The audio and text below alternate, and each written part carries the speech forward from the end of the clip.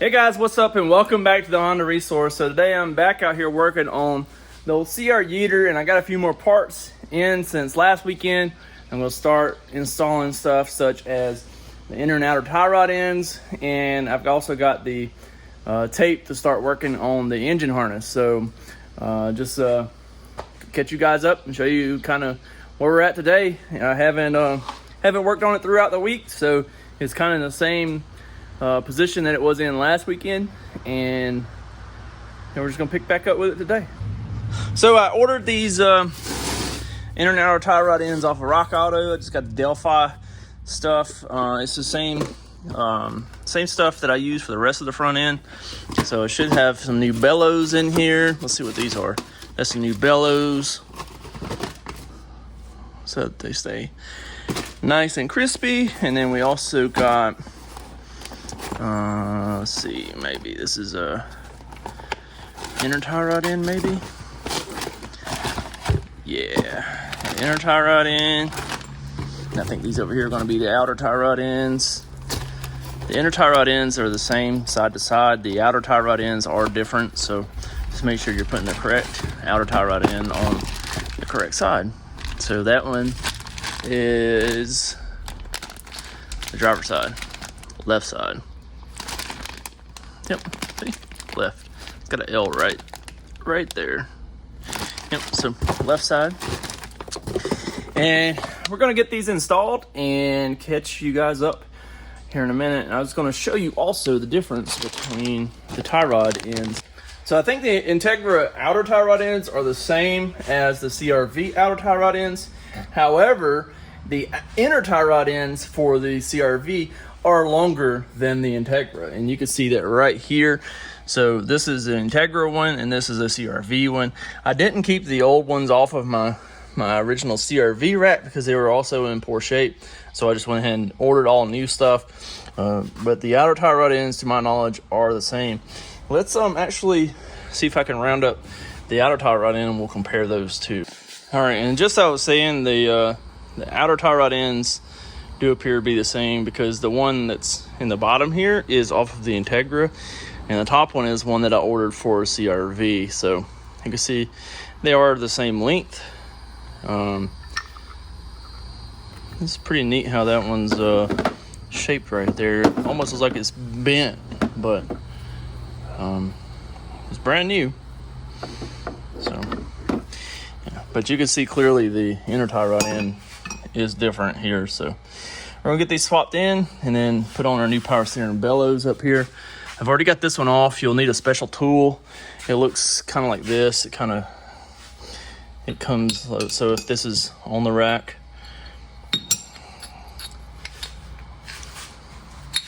so this piece here screws onto there, but you'll need this piece. It goes over it like that. Okay, and then this piece here goes over it, and then you put a breaker bar down here, 1/2-inch drive breaker bar, and you can turn that out. So this is a special tool. I'll put a link in the description if you're interested in buying one. It's just an Amazon link. So if you want one of those, check the description. I'll show you how it works on the other side. All right, so with this all the way disassembled like this, the way you have to assemble it is you have to take this washer, right? You see those two little teeth on there, nipples, whatever you want to call them. They have to go into those grooves that are up here. This is essentially what locks it in. I kind of stuck it up in there, and then once it's got the teeth engaged there, then you can just take your tie rod in, screw it in there. Okay, and then you'll need the tool again to reinstall it. So we'll take our tool. This may not be the right one, but it feels like it is. Okay, so got it on there like that. And then we'll put our other piece over it. And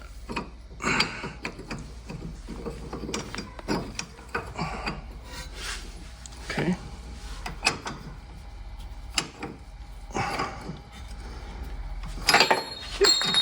have to use 2 hands to do this, but just tighten it up with your 1/2-inch breaker bar on the end until it's good and snug.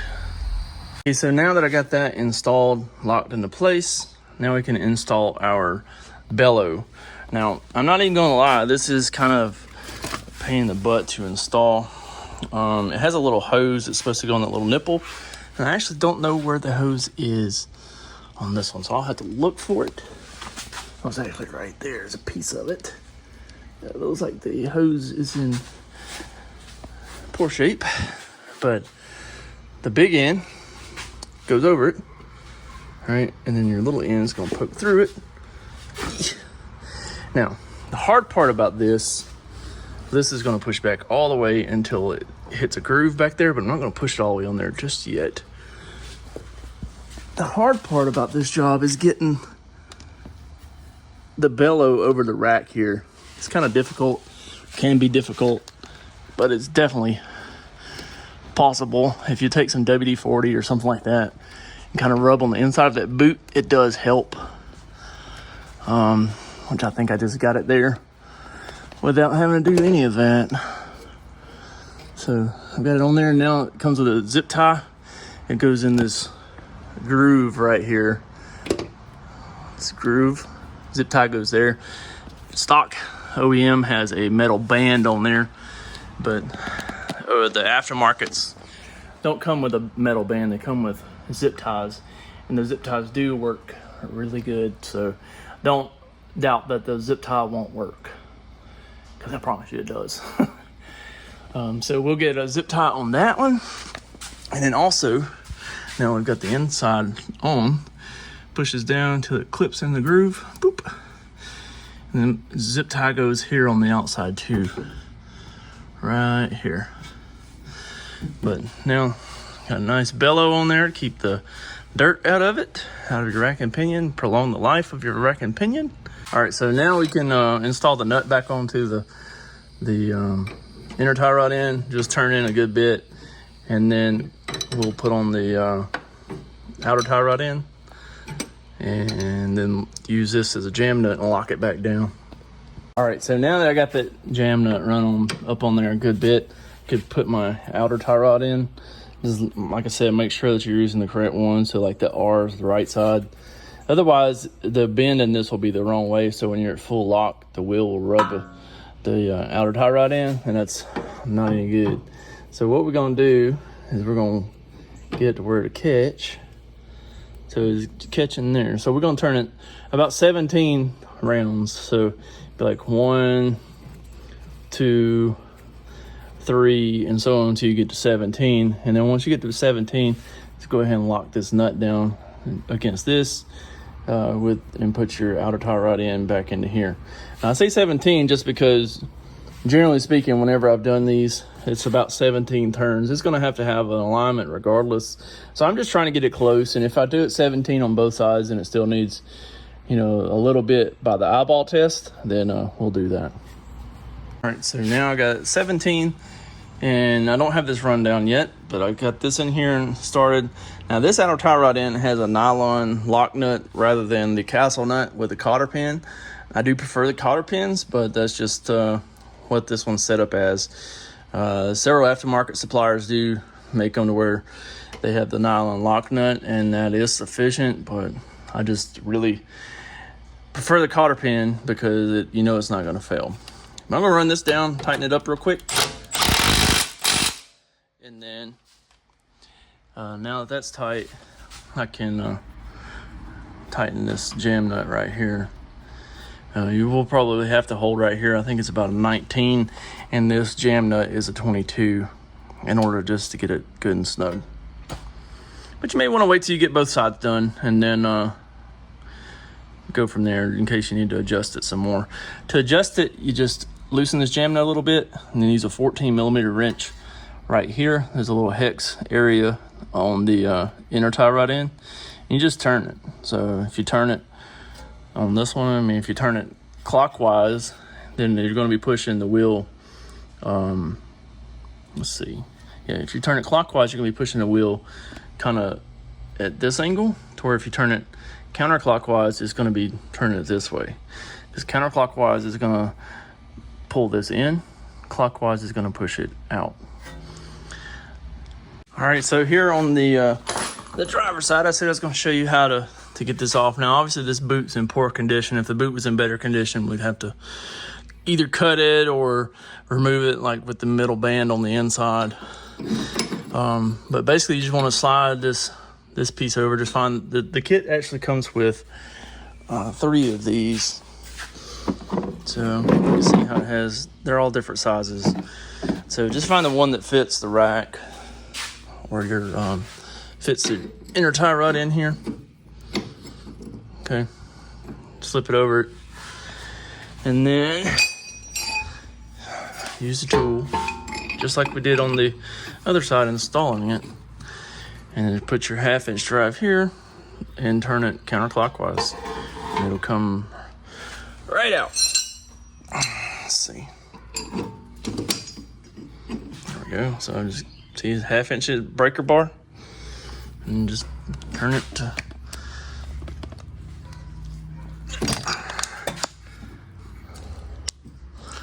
Just doing it with one hand here, so I don't have my tripod down here right now. So once you get it loose, though, it usually can come right out. So I did break it loose so I can turn it by hand. Take this piece back out now. This tie rod end here was very bad. So, you know, they're really good if you kind of set it like this and let it go and it actually stays up. See how that one doesn't. It has a lot of play here in this ball. So that was no good. Trash basura. All right, so now we gotta pull this boot off. I did already take these the metal bands off whenever I had the rack out, because I kind of had a little foresight here. I'm probably gonna get some brake cleaner or something, just clean this little bit of dirt in here out too, because like we got a little bit of trash in there just from the old CR-Yeeter. There you can see one of those little hoses though, right here on my finger, that would go into that boot. It's just nothing more than like a breather, just to be able to allow the boot to breathe. I still gotta put the axle in over here too, but let me get this one slammed in here real quick and see what else we can get to. And also, I want to give a special shout out to my subscriber KQ. He sent me some mini Pepsis, Mountain Dews, and some chocolate chip cookies. Appreciate the snacks, and they'll be put to great use here in the shop. Got some mini Pepsis from my mini fridge. All right, so we got this side back together. So now we got the new bellows on there, the inner tie rods, outer tie rods, looking fresh AF, boy. But yeah, all this stuff is new. You guys probably saw the video not too long ago where I did the I did ball joints, lower control arms, and the upper control arms. But at that time I didn't do the tie rods because I had this kind of in the works and I didn't know exactly which ones I needed at the time, so I didn't want to order them. Hindsight's 2020, you know, I kind of went ahead and ordered them, but now we have them and we're all fresh on the front end. Everything is new up here with the exception of these compliance bushings right here on the back. And I may change those, you know, in time, but right now they're fine. They're tight. They don't have any kind of play in them or anything, so we're gonna rock those for right now. But everything else in the front end is new. I may change up and go back to a stock shock setup, stock spring. I don't know. I really would like some True Heart coilovers or something like that on here, but just right now they're not in the budget. I may just go back to a stock spring and keep the spacer on the top just to keep a little bit of lift. Also just looking, I probably need to put a set of rotors on it, but that's fine. I ain't really worried about that right now. They stop fine. They got good pads, plenty of pad life on there, so we're gonna rock that for now. I've got to find an AC compressor. Still gotta get the throttle body. Just got in my Tesla tape so that I can reloom the harness. Now this is 3 rolls of it all stuck together. Maybe you can see that. Yeah. All right, so the Tessa tape's pretty cool. It's fabric tape. It gives it an OEM look, and I don't know, I just like it better than regular electrical tape. So got plenty of tape to be able to do the engine harness, and we're going to work on that in a minute. If you're interested in some of this Tessa tape, check out the link in the description, and I'll put a link down there for some of this. Works really well. 1010 would recommend. Okay, so I just got this piece from the TSX and put it on. You can see it does clear the transfer case, even the O2 sensor. Now, I will say that it's not quite at the right angle. It looks kind of more of angled this way as opposed to straight. So I may wind up just cutting it off. I don't know, maybe like right here. Cutting off like right here and making my own piece that's going to go straighter back. And you can kind of see there how it kind of looks like it's angled that way. So we want it to be more straight to where it's going to clear the drive shaft, which I don't think is going to be an issue with it right here. But if we cut it here and then put a piece, I mean, we could even put a piece of flex on it right here and make it to where it's going to be, I mean, essentially we could put a straight piece of exhaust all the way back to here. And then I may just take it from there to an exhaust shop or something, or just order some pieces off of Summit Racing or something, some mandrel bends, and make it to where I could just mandrel it over here and out here and put a muffler on. I scrapped a Honda Accord the other day, and I kept the muffler off of it. So this muffler right here I kept off of that Accord the other day. It's got a pretty good size inlet on it. It's a MagnaFlow muffler, so I feel like it'd probably be a decent brand. It's a little beat up and stuff, and I don't really care about that because I'm not, this is not going to win a beauty contest. But you can see it's got a pretty good size inlet here, and the outlet's pretty decent size too. But I may get another resonator or something and put in there along with it just to make it quieter. I don't want this thing to be super raspy. I want to be able to drive it a good bit and enjoy it like my neighbors are enjoying themselves over here today. You can hear them in the background, I'm sure. But I want to be able to drive it and enjoy it without all that raspy exhaust mess. So I'm going to put a resonator in there and try to get this thing tip-top shape. All right, so let's talk about the axle situation on this. So on the passenger side here, we actually used the CRV axle that came from the driver's side. So we just switched sides with that. And then on the driver's side, we used the outer portion of the CRV axle from the passenger side.